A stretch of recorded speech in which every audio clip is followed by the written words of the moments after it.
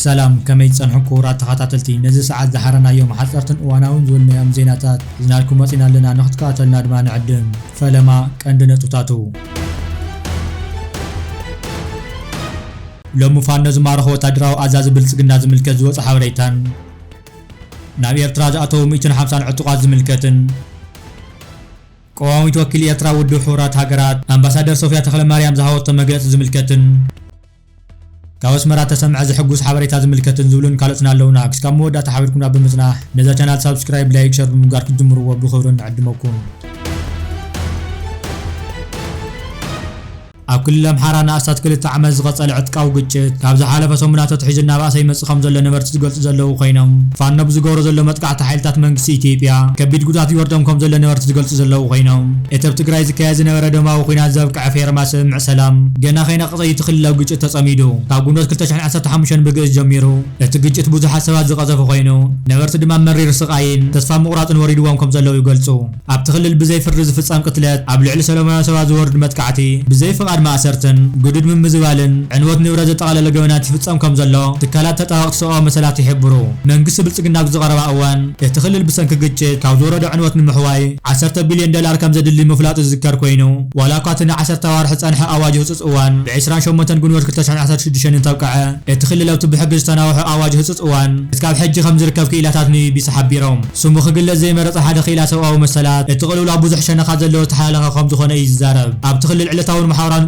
ተደረይቱ ዝርከብ ኣገልግሎት ትምህርትን ሕክምናን ምስራዕ ከም ዘይካየድን እቲ ሕብረተሰቡን ብፍርሒ ተሸቑሪሩ ክነብር ተገዲዱ ከም ዘሎ እዩ ዝገልጽ መንግስቲ ናይቲ ክልል ኣብ ዝሓለፈ 6 ሸዋርሕ ምስ ሕርሲ ዝተኣሰር 148 ኣዴታት ህይወተን ከም ዝሰኣናን 70 ሰባት ብሕማም ዓሶ ከም ዝሞቱ ድማ ኣፍሊጡ 4.2 ሚልዮን ሳሚታዊ ተምሃሮ ካብ ማእዲ ትምህርቲ ርሒቖም ከም ዘለውን ወለዲ ድማ ደቆም ናብ ቤት ትምህርቲ እንተዘይሰዲዶም ብገንዘብ ከም ዝቕፅዑን ይዛረብ ፎረም ላዕለዎት ትካላት ትምህርቲ ክልል ኣምሓራ ካብ ሓምለ 2015 ክሳብ መስከረም 2017 ኣብ ዝነበሩ ግዜያት ልዕሊ 5,000 ደቂ ኣንስትዮ ተዓሚፀን ናብ ትካል ጥዕና ከም ዝመጻ ይገልጽ እቲ በዝሒ ግን ካብዚ ክዛይድ ከም ዝኽእል ዝግመት ኮይኑ ብቐጥታ ይኹን ብተዘዋዋሪ እቲ ግጭት ዝበዝሖ ከባብን ዘይተንከፎ ህይወት ንምርካብ ኣጸጋሚ ምዃኑ ነበርቲ ይዛረቡ እቲ ኣብቲ ክልል ቅልውላው ዘስዓበ ግጭት ናብ ዝገደደ ኩነታት ኣብ ዝኸደሉ ዘሎ እዋን ነበርቲ እቲ ክልል መውፅእ መንገዲ ጸልሚትዎም እዩ ዝርከብ ተስፋኦም ካብ ፈጣሪ እምበር ብመንግስቲ ተስፋ ቆሪፆም ከም ዘለዉ ብተደጋጋሚ ክገልጹ ዝስምዑ ኮይኖም ዶክተር ሽጥላል እቲ ቅልውላው ክፍታሕ ዝኽእል መንግስቲ ኣብ ክልል ኣምሓራ ዘሎ ጸገማት ብሰላማዊ መንገዲ ንምፍታሕ ድልየት ከም ዘለዎ ብዝተፈላለየ ኣጋጣሚታት ብተደጋጋሚ ክገልጽ እንከሎ ብወገን ዕጡቃት ፋኖ ዘሎ ድልየት ግን ንጹር ኣይኮነን ከም ውጽኢት ድማ ክስካብ ሕጂ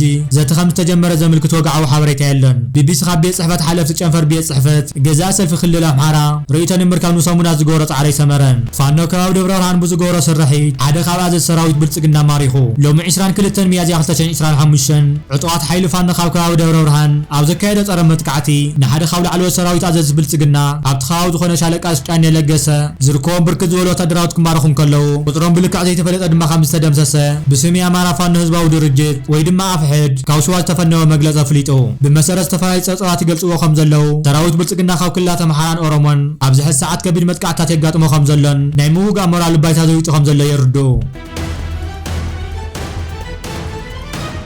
بخالي زيننا دما قوامي توكل إرترا ودو حورات هاجرات أمباسادر صوفيا تصفى مريم مجلس ذهبت كوينا أمباسادر صوفيا إرترا ونخل زحاقه متكلات بزحتاونة المتأثر زواو سلام متحوار مواد نوكرنا أفريكان كيح بحرن اتقورد العتوب صعرن متحذر نفط مجلس ياقوليها بتمساسال زيننا دما من سيجت أمجر ما يبرهم أو ترك زكايد زلوا على نمحور سرحتينات إرترا وكيلو أو عالم لخاونة ديجيتاليزيشن العالم صراحة اللوت الوا زجلسوا على يساتف الله من سيجر ما ሓደ ካብቶም ሓያላት ጸሓፍቲ ገጠምትን ሃየስን ኣርቲስታት ወዘተ እዩ ከምኡውን ወናም ኣላይን መራሕን ከም ዝኾነ እዩ ዝግለጽ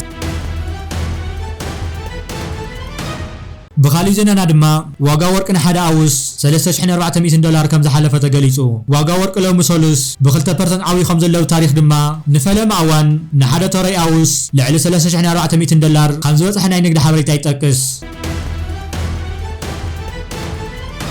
كفلت نصاولو معت من محدار زوبا ماكتات 31 مليون نافا بمسلا عبد الفضل خبابيتات كتما اسمرا مسرتاو صغنات صرغياتا تاكايدو وكيل إرينا نازريت بين نزدالو تتحستو سامراويت ليبيو كتقربيا كفلين تصاولو مع زوبا ماكل ابز حلفه عام 31 مليون نافا بمسلا اب استات 10 كيلومتر ناي قطران صرغياتات كتما اسمرا مسرتاو صغنا كايدو ኣብ 2024 ካብ ተጸገነ መስመራትን ከባቢታትን መዕረፊ ኣውቶቡስ ዕዳጋ ሓሙስ ካብ ደንበ ሰንበል ክሳብ መወዳእታ ሰንበል ካብ ማዕረፎ ነፈርቲ ክሳብ ሆስፒታል ኦረታ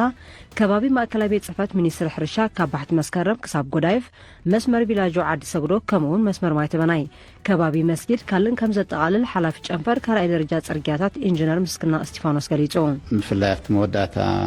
መወዳእታ ሳልሳይ ረብዒ ዓመት ናይ 2024 ኣዝዩ ሰፊሕ ስራሓት ናይ ጽገና ጽርግያ ናይ ቅጥራን ጽርግያታት ተሰላሲሉ ብሓፈሻ ካብቲ ሒዝናዮ ዝነበርና መደባት ኣብ 2024 ሒዝናዮ ዝነበርና መደባት ኣስታት 75 ሚታዊት ኣተግቢርና ንብል ማለት እዩ እቶም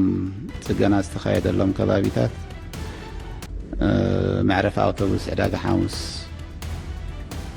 ናይ ባፅዕ ንብሎም መዕረፊ ኣውቶቡስ ወይ መዋፈሪ ኣውቶቡስ እቲ ናይ ናብ ኩለን ከባቢዓታት መዋፈሪ ዝጥቀሙሉ ዘለዉ ታሕተዋይ ክፋል መዕረፊ ኣውቶቡስ ኣብቲ ከባቢ ዘለዉ ጽርግያታት ናብኡ መገድቲ ዝኾኑ መንገድታት ብምልኦም ኣብ መጀመርያ ናይ 2024 ካብ ዝተሰላሰለ ስራሓት እዩ ኣብቲ ዳሕረዋይ ክፋል ናይቲ ዓመት ከዓኒ ብዓብኡ ካብ ደንበ ሰንበል ናብ መወዳእታ ሰንበል እንዳኺዳነ ምሕረት ዝበፅሕ መስመር ሙሉእ ብምሉእ ከም ስገን ተገይሩ ብኻልኣይ ደረጃ ኣብ ዝተፈላለዩ ጎደናታት ካብ ኤርፖርት ሒዝካ ክሳብ ከባቢ ሆስፒታል ኦረታ ከባቢ ሚኒስትሪ ሕርሻ ካብ ዝኻብ ባሕቲ መስከረም ሒዝካ ንጎዳይፍ ዝኸይድ መስመር ከዓኒ መጠናዊ ጽገናታት ተኻይዱ ማለት እዩ ብድሕሪኡ ኣብ መስመር ቪላጆ ዓዲ ሰግዶ መሰረታዊ ዝኾነ ጽገና ገና ብኸፊል ዘይተወደአን ክፋል ኣለዎ ዝበዝሐ ክፋሉ ግን መሰረታዊ ዝኾነ ናይ ኣስፋልት ወይ ከዓ ናይ ቅጥራን ጽገና ተኻይዱ ማለት እዩ ካብኡ ቀፂሉ ኣብ መስመር ማይ ተመናይ እውን ብኸፊል ተኽፊኡ ዝነበረ ክፋል ዝተሰርሐ ክፋል ኣሎ ኣብ ከባቢ እንዳ ማርያም መስጊድ ዓቢ ኣዝዩ ኣኽፊኡ ዝነበረ ኣሸጋሪ ኮይኑ ካብ ኣሸጋሪ ኩነታት ዝነበረ መንገድታት ክጽገን ተኻኢሉ እቲ ስራሕ ብምውሃድ ክፍሊ ህንፃዊ ልምዓት ኩባንያ ስፔኮ ፕሮጀክት ዓዲ ሃሎ ከምኡውን ክፍሊ ማይን ረሳሕ ፈሳስን ዞባ ማእከል ከም እተሰላሰለ ድማ ኣብሪሁ ንኣስተዋጽኦ ናይቲ ዝተጸገነ ጽርግያታት ብዝምልከት ኢንጂነር ምስክና ብሰንኪ ምብልሻው ተቋሪጹ ጸንሐ ኣገልግሎት ህዝባዊ መጓዓዝያ ኣብ መስመራት ዓዲ ሰግዶን ሰንበልን ዳግም ምጅማሩን ተገልገልቲ መስተሮ ከም ዝፈጠረ ብምጥቃስ ኣብ ምዕቃቡን ዝጎደለ ኣብ ምምላን ኣበርክቶ ክገብሩ ተላቢዩ እቲ ኣስተዋጽኦ ናይቲ ምጽጋን ጽርግያ ማለት ርኡዩ ብቐሊሉ ዝድመት ኣይኮነን ክሳብ መስመራት ኣውቶቡስ ተቋሪጹሉ ዝነበረ ከባቢታት እዩ ብፍላይ ሰንበል መስመር ዓዲ ሰግዶ ገዳቴልናሲ ነዋርሕ ዝኣክል ናይ ኣውቶቡስ ኣገልግሎት ደው ኢሉሉ ዝነበረ ኩነታት በፂሕ ነይሩ ኣብዚ ግዜ እዚ ኣዝዩ ጽቡቕ ውፅኢት ተራእዩ ኣሎ ህዝቢ ከዓኒ ልዕሊ ዝኾነ መስተርሖት ረኺብሎ ማለት እዩ ምክንያቱ ኣብ ከቢድ ኩነታት ብፍላይ ናይ መጓዓዝያ ንህዝባዊ መጓዓዝያ ከዓ ናይ ውልቂ ጥራሕ ዘይኮነስ ህዝባዊ መጓዓዝያ ክሳብ ደው ኢሉ ዝነበረ ኩነታት ተፈጢሩ ስለ ዝነበረ ናይ ብሓቂ ኣብ መስተርሖት በፂሕ ኣሎ ዝተረፈ ከባቢታት ኣለና እሱ ከዓ ከምኡ ከነብፅሖ ተስፋ ንገብር ማለት እዩ ክፍሊ ህንፃዊ ልምዓት ዞባ ማእከል ጎኒ ጎኒ ምስራሕን ምጽጋን ናይ ቅጥራን ጽርግያታት ኣብ ምስራሕን ምጽጋን መንገዲ ኣጋር ከምኡውን ኣብ ምጽጋንን ምትካልን ምልክታት ተራፊኩን ከም ዝነጥፍ ይፍለጥ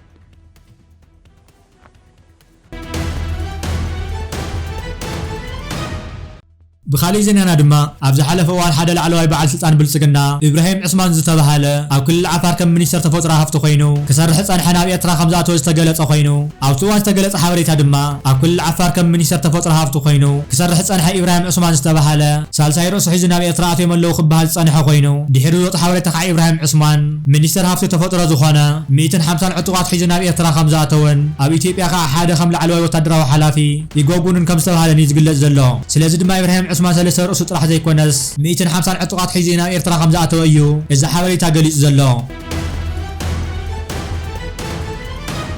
زخوركم من زخور كنت خاطرتنا نساعد زحدني محاوريتات نتم كنت كاتلو ومطنع خم مسل نيرم عبز غطل بخالة حبيت عصام نراقب سلام نتمنى ببوز لهم سلام نعاهم يكون سلام